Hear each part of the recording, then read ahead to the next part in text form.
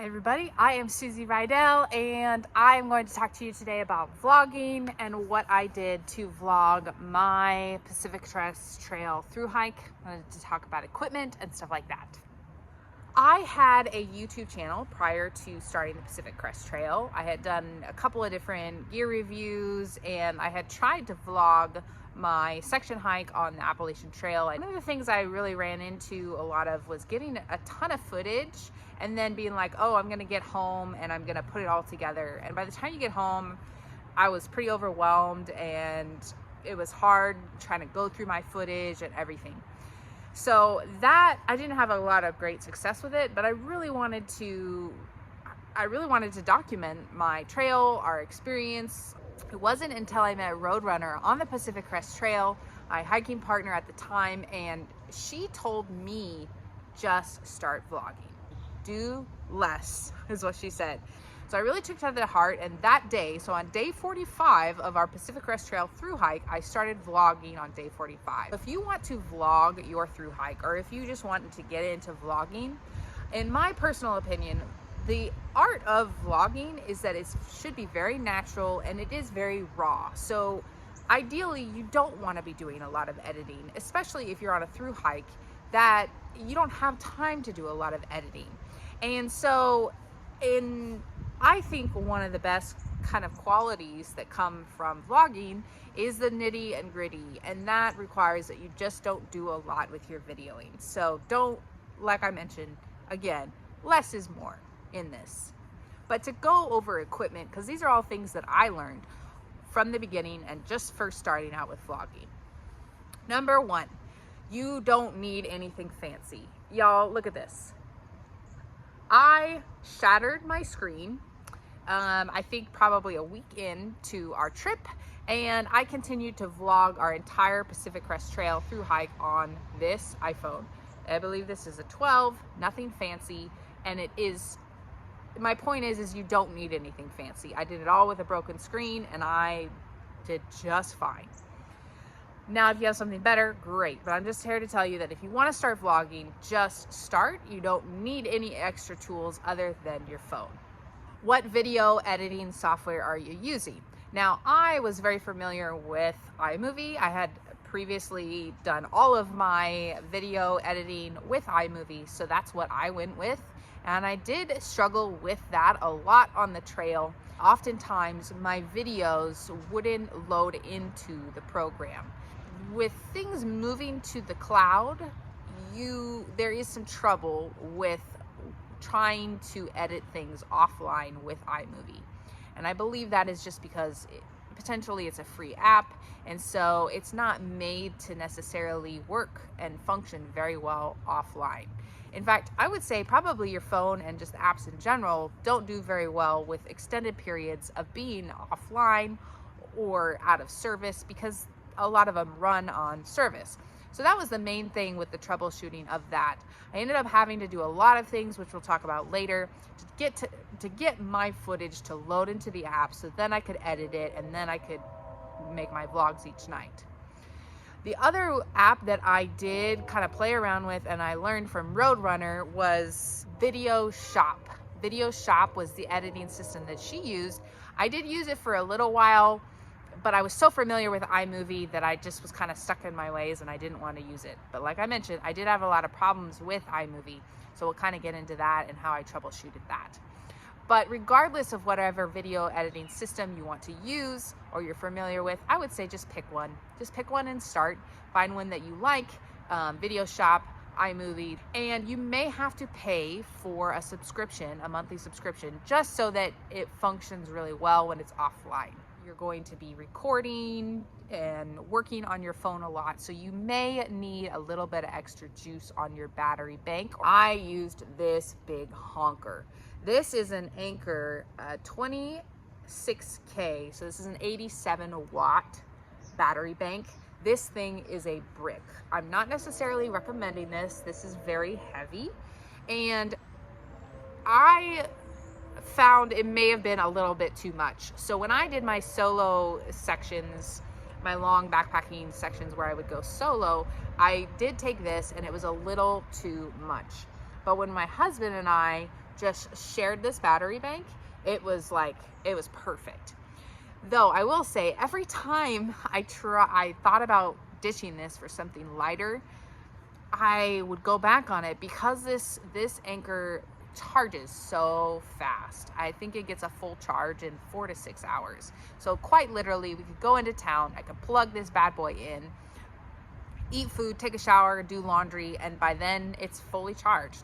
So that in and of itself was why I kept this big honker with us. Now this is a bit extreme. I'm not sure that you would need all of this, though I was charging my keyboard, my typing keyboard. We didn't have rechargeable headlamps at the time. We were using battery, so I didn't charge that. But in the beginning of our through hike, I did keep an electric toothbrush, so I charged that. InReach Mini, AirPods, 2 cell phones. This is 2 of everything. So 2 AirPods, 2 cell phones, and 1 InReach Mini, fully charged off of this bad boy, and didn't feel like I needed anything else. Which kind of leads into, if you do have an older phone and you don't have a great battery life on your phone, you may end up needing something a little bit more powerful, or maybe potentially just using 2 smaller blocks if you find that you're running out of battery just because you're videoing and you're vlogging so much. So that's something that you want to consider. Anker, I know this isn't really about just vlogging in general, but I have done a lot of research on external batteries and what the best ones is, and Anker specializes specifically in rechargeable batteries. So if you're looking for a company that is very specific and their thing is battery chargers and external batteries, Anker is a really good brand for that. And you could find something smaller. Maybe you end up needing 2. Like I said, this is, what did I say, 87 watt, which was extreme, but there was 2 of us and it worked out fine. So kind of do your own research on that. Now I should state that I used Apple products. So I have an iPhone. So all of these products that I'm about to go over, I am using the Apple versions of these things.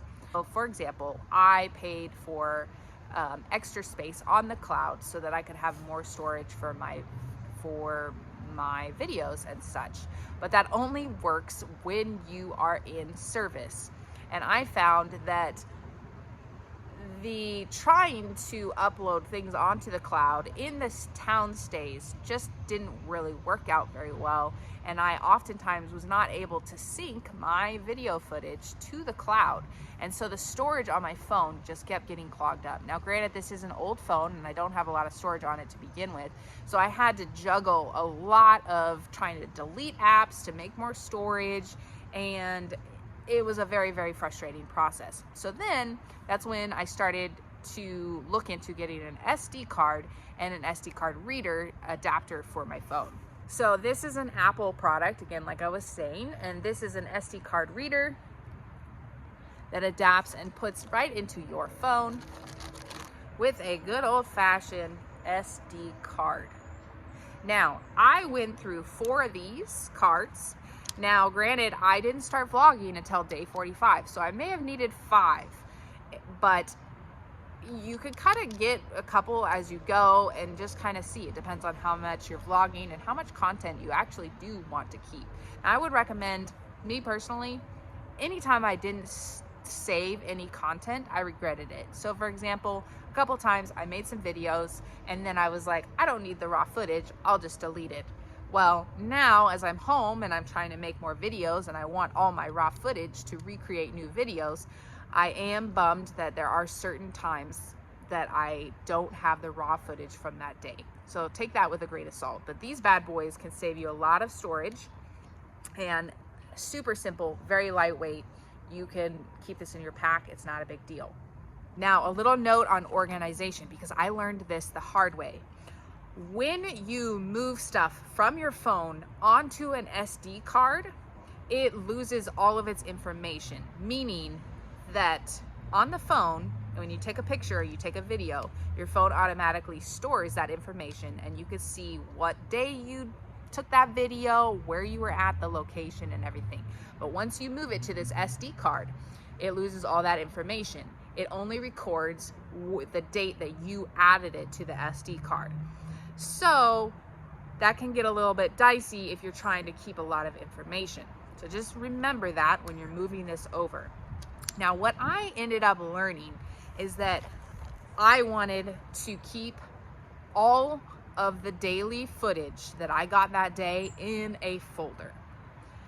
Now let me rewind a little bit. There, I'm sure, is a million ways to vlog, so I'm just going to tell you what I did. Now, I found that I think it was easier to create a video every single day. Now, I did daily vlogs. I know a lot of people do different stuff. You could do a weekly vlog, or you could do I don't know. There's a whole bunch of different options. You kind of have to figure out what works for you. But as far as for me and not getting overwhelmed with the amount of content that I was getting, I found it best and easiest just to do a daily vlog and keep that day's footage, and then the next day it's a whole new project, right? So what I would do, I would take all that raw footage, I would create my video for that day, then I would export that full video, and then I would create a folder that had all of the raw footage from that day in its own folder, and it would be labeled as day 45, day 46, day 47. So each folder correlated with the day. Now this becomes really important because you end up having a lot of footage, and remember I said that once it's moved to the SD card, you don't have the information for when that video or picture was taken. So it becomes really important that you keep your SD card organized in folders. Don't do what I did where you just, oh, it's fine, day 45 through 47 all in one folder. It'll get very confusing. That being said, too, make sure you understand how you're naming your folders, because you could get very lost. So I would name it day 45, day 46, day 47, but there wasn't a lot of information, and I ended up having to go back through and actually rewatch the video to figure out where we were, what we were doing that day. So ideally, you could probably name your folders or name the information just a little bit better rather than just saying day 45, but you gotta kind of figure out what works for you. Then once I had saved all the raw footage into a folder, I had exported the video and saved that in the folder, then I was able to delete everything off of my phone to create more space on the phone itself. And then that repeats every single day, every single day, every single day, until you're done vlogging or you're home from your trail. Now I started out with one SD card, and then as that one started to fill up, I literally just ordered another one on Amazon and picked it up at the next hostel or the next place that I was shipping a box or whatever. So that is an option. I'm not saying that you need to carry all 5 SD cards with you at once. You can kind of go, learn as you go if you'd like. And so that is an option too, and just kind of buy an SD card as you need it, as you fill it up and stuff like that. Troubleshooting using iMovie. If you're like me and you're like, hey Suze, I want to use iMovie, I'm very familiar with it, I like the program, but I'm having a lot of trouble. Now what happens is that when you're offline, iMovie has, let me rewind. When you are offline, when you are out of service and you take a bunch of videos, iMovie is also out of service and it's not recognizing the videos that you're trying to then put into the app, the editing app. I don't know why, except for remember that these apps, and primarily your phone, is made to function within service. So it could be very, very frustrating. You go to try to make your video and it's not loading your content. It's not able to load your videos into the app. So then what do? Oh, well, I'll just wait until I get in service, but then maybe that's 5 days from now, and then you have to catch up on 5 videos, and it could feel very frustrating and overwhelming. So what I found that sometimes worked is that, number one, first thing, don't store your videos or your photos on the cloud. So if that's an option that you have, again, this is related to Apple products, but if that is an option that you have on, that is even harder, because now you're having stuff trying to go to the cloud and it's not able to sync up, and then now you're really, really screwing yourself until you get into service, because there's a lot of stuff going on and you don't have service and your phone is not functioning very well with this free app. So I found that it was best to not have it linked to the cloud. So that was the first thing. The second thing is that I would take my content and I would put it onto my SD card first. So before I even uploaded it into iMovie, I would just boop and then plug it into my phone. And then you're going to export all of your footage for that day and stick it on the SD card.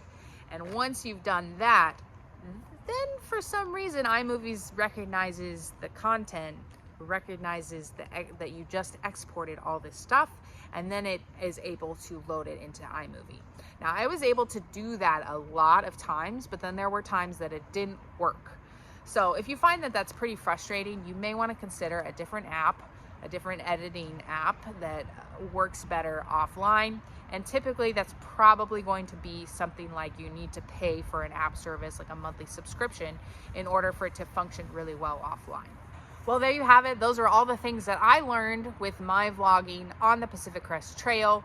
And I will say this, I'll close it out with this. The best advice that I got was to just start vlogging. So if you want to vlog, go for it. Start vlogging. Don't get too hung up on how am I going to do this and how I'm going to do that. And if you lose footage along the way, it's a-okay. Remember, you're in this for the long haul and you're there to create a video. You are a director, you are a documenter, you are whatever you are. And so don't let the technical side of it frustrate you too much. Find something that works for you and kind of go from there. Like I said, what really worked for me was to make sure that I kept on it daily, because if I got too far behind, then you're like, why am I doing this? So just make sure that you still have fun with it and you kind of figure out a system that works for you and go along with it.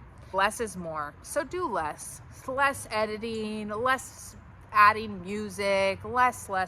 Just make it real, heartfelt footage. And that's going to be the best, is when you bring your own creativity to the table.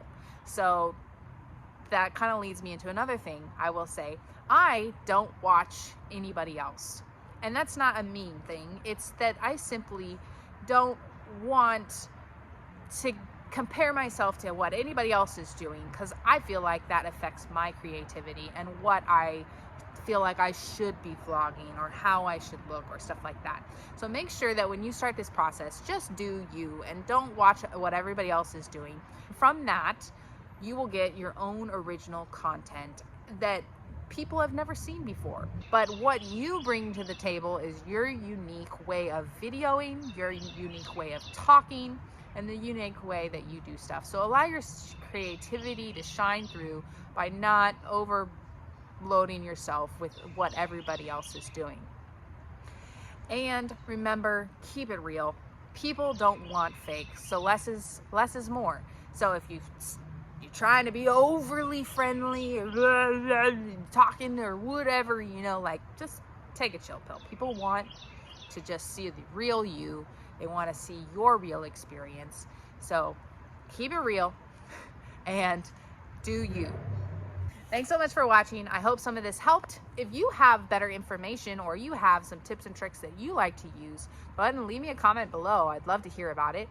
And like I said, I hope this video was helpful, and these are just what I did in order to vlog. I will continue to grow. I will continue to learn things. And as I do, I will share it with you. Thanks so much for watching. See you next time.